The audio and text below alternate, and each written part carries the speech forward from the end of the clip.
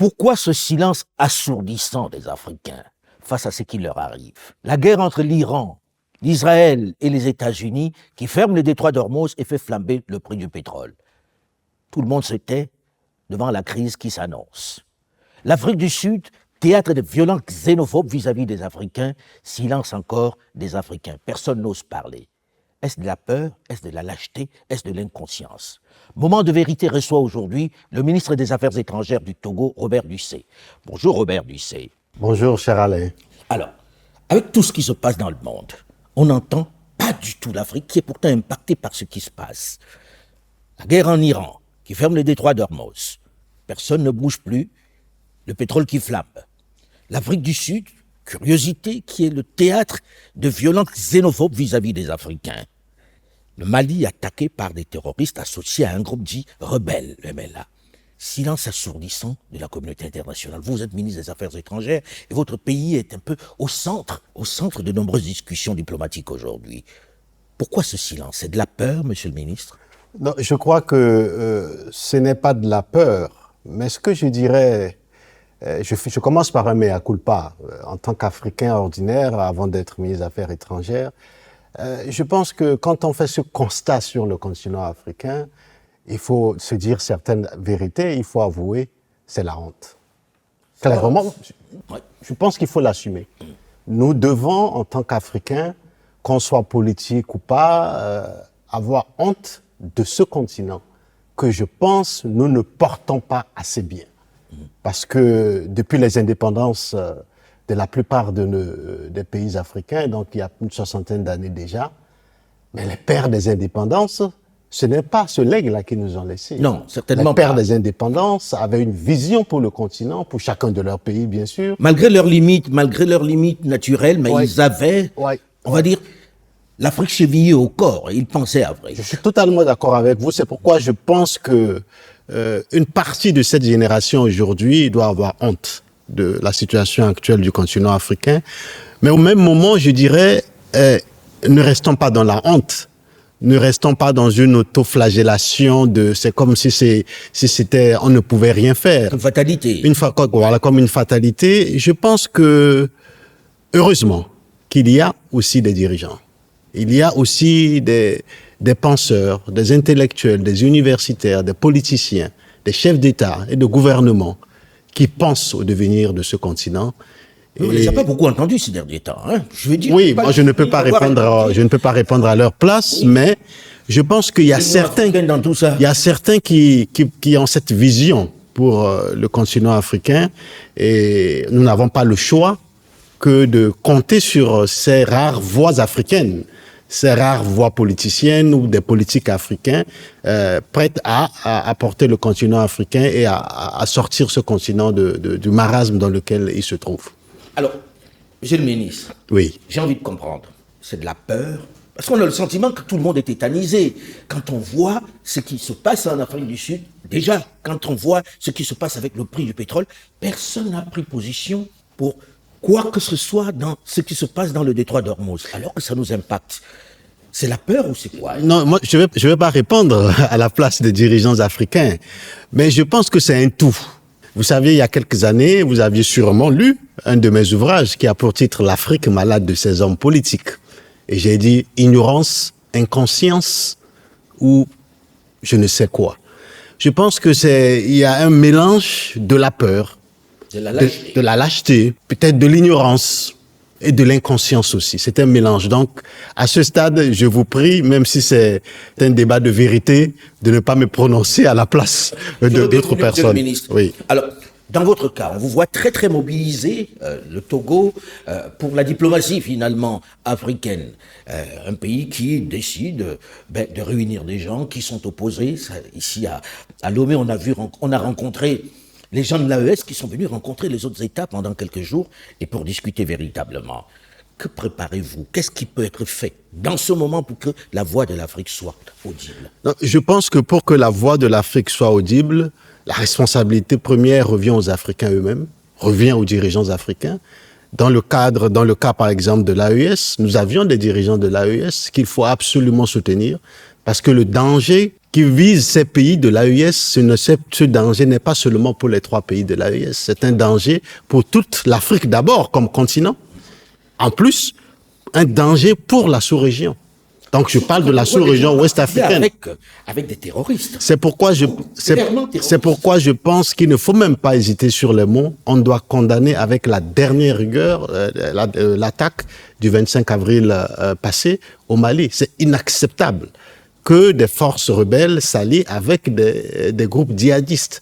Et attention. On n'a pas entendu ce son de cloche. Oui, mais attention, je vous dis, ce que les gens ne comprennent pas, c'est que ce qui se passe au Mali aujourd'hui peut arriver à tous nos pays. C'est pourquoi on doit se mobiliser pour soutenir le Mali. Donc vous voyez que ici, c'est clair pour la diplomatie togolaise, c'est clair pour le président Faure Gnassingbé que le soutien aux pays de l'AES est un soutien nécessaire. Pas seulement pour leur faire plaisir, mais la vérité, parce que nous devons nous dire la vérité, c'est aussi pour notre intérêt, pour la sécurité des populations ouest-africaines, pour la sécurité des populations de la CEDEAO, pour la sécurité des populations qui sont à la côte. Parce qu'on sait que l'objectif des groupes armés, l'objectif des groupes djihadistes, l'objectif des terroristes, c'est d'avoir un pied à terre, un bras de mer. Voilà, un bras de mer sur l'océan Atlantique. Donc nous ne pouvons pas accepter ça. C'est pour cette raison que notre position, elle est ferme. C'est un soutien inconditionnel au pays de l'AES. Alors, on vit quand même quelque chose de surréaliste ces derniers mois. L'Afrique du Sud, théâtre de violences xénophobes contre les autres Africains. Mais on n'entend pas de condamnation. On en est arrivé aujourd'hui où il y a une vraie tension entre le Nigeria et l'Afrique du Sud en raison du traitement fait à ses ressortissants sur place. Silence assourdissant encore là-dessus. Comment expliquer qu'on en arrive là en Afrique du Sud aujourd'hui? L'Afrique du Sud soutenue par toute l'Afrique du moment de l'apartheid, aujourd'hui théâtre. Je suis embêté parce que l'Afrique du Sud est un pays ami du Togo. Mais je pense que, juste pour faire... vous avez parfaitement raison, je partage ce que vous aviez dit. Oh, mais il y a eu quelques condamnations, quand même. Il y a eu quelques condamnations, peut-être... Oui, un peu timide, mais parce que c'est un pays ami. Mais moi, je pense que la solution, elle revient aux gouvernants sud-africains, qui doivent se prononcer clairement sur cette vague de xénophobie répétitive dans leur pays. Donc, la sagesse africaine recommande que ces dirigeants puissent essayer de résoudre ce problème entre eux. Évidemment, tous les Africains sont embêtés, surtout les dirigeants africains, parce que c'est un pays ami, c'est un pays africain. Et tout le monde a vu l'appui de toute l'Afrique au régime sud-africain contre l'apartheid, et voir ça aujourd'hui, c'est pourquoi je disais c'est une honte. C'est une honte que nous devons assumer, mais pas y demeurer.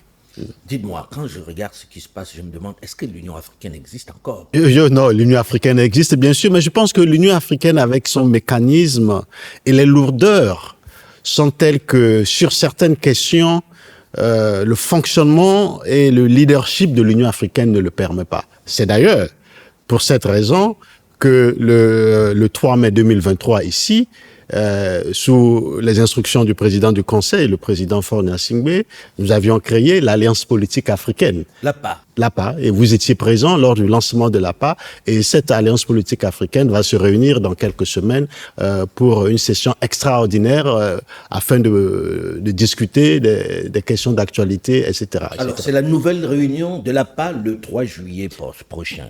Pour discuter de quoi? Le 3 juillet prochain, ça sera une réunion extraordinaire de l'APA. Extraordinaire parce que nous avions déjà eu 4 réunions, principalement 4 réunions ministérielles depuis 2023. Et cette réunion, elle sera extraordinaire parce que sur un thème bien précis. Et je pense que c'est pour également... je vous rappelle ici que l'APA est une plateforme de concertation, de discussion, de dialogue entre les pays africains qui veulent vraiment changer l'Afrique de l'intérieur.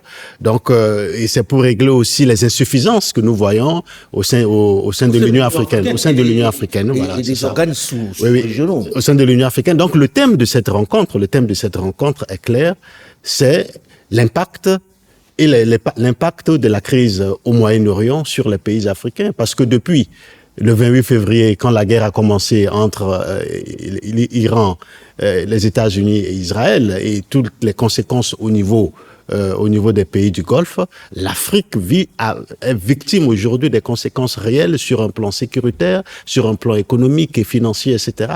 Mais comme vous avez dit, et je vous donne de nouveau raison, personne n'en parle. L'Union africaine n'en parle pas et nous disons, c'est pour cette raison que l'Alliance politique africaine a été créée.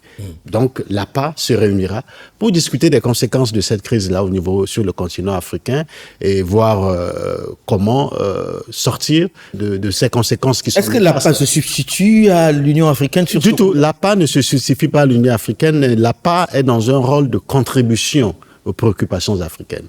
Parce que nous sommes conscients, comme je venais de le dire, que les mécanismes de fonctionnement de l'Union africaine ne le permettent pas. L'Union africaine est très bureaucratique et puis c'est très complexe en interne. Alors que l'APA, qui est une plateforme informelle, donc plusieurs États africains discutent de tous les sujets, l'APA vient contribuer à un débat auquel nous pensons qu'il devait avoir lieu au sein de l'Union africaine, mais qui malheureusement n'a pas lieu. Mais l'APA a été créé pour ça et il faut discuter parce que c'est pas normal.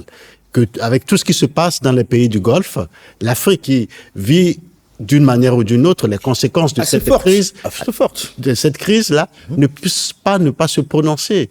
Ou s'organiser, tout simplement. Ou s'organiser. Donc, il nous faut avoir une réponse. Il faut une réponse africaine, d'abord pour nous, les Africains, et il faut un dialogue entre Africains et les pays du Golfe pour comprendre ce qui se passe et voir comment travailler. Et vous saviez, tout ce qui se passe, les conséquences que nous vivons aussi, nous devons aussi arrêter de nous autoflageller. Pourquoi? Parce que l'une de ces conséquences, c'est aussi le manque d'industrialisation du continent africain.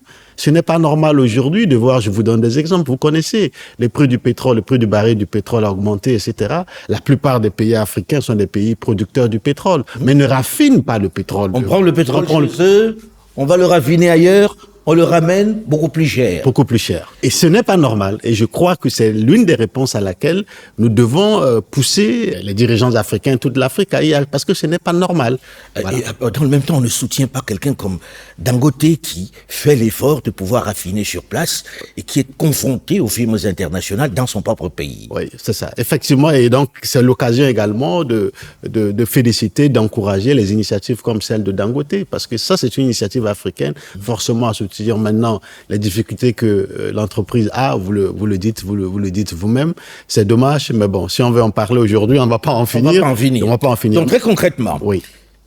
Rencontre de l'APA, le 3 juillet, ça se passe où? Le 3 juillet à Lomé, au Togo, donc au palais de congrès de Lomé. Où seront présents plusieurs États? Tous les États membres de l'APA. Les États membres et fondateurs de l'APA sont une dizaine. Mais en raison de l'actualité, de l'aspect extraordinaire de cette rencontre, évidemment, une trentaine de pays africains sont conviés à cette rencontre.